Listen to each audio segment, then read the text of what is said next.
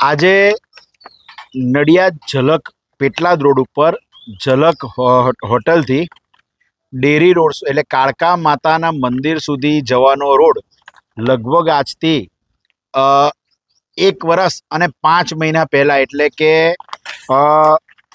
19/1/2024 આ રોડ બનાવવા માટેનું ખાતમુહૂર્ત કરી દેવામાં આવ્યું હતું।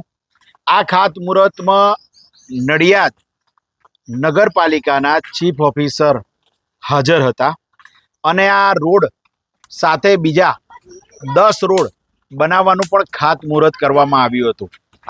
આ રોડ 14,96,000ની કિંમતે એટલે 14,96,850 રૂપિયાની કિંમતે આ રોડ પર રીસર્ફેસિંગ કરવાનું ખાતમુહૂર્ત કરવામાં આવેલું હતું, પરંતુ આજે 1 વર્ષ ને 5 મહિના થવા છતાંય આ રોડ પર રીસર્ફેસિંગનું કામ કરવામાં આવેલું નથી।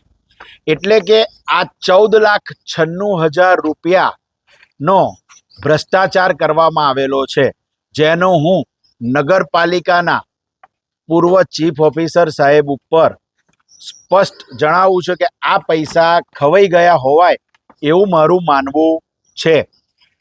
આજે એટલે કે 1 વર્ષથી જ્યારે રોડનું ખાતમુહૂર્ત થયું ત્યાર પછી સતત પ્રજાજનોની રજૂઆત હતી કે આ રોડ ઉપર ગટરનું કનેક્શન નથી।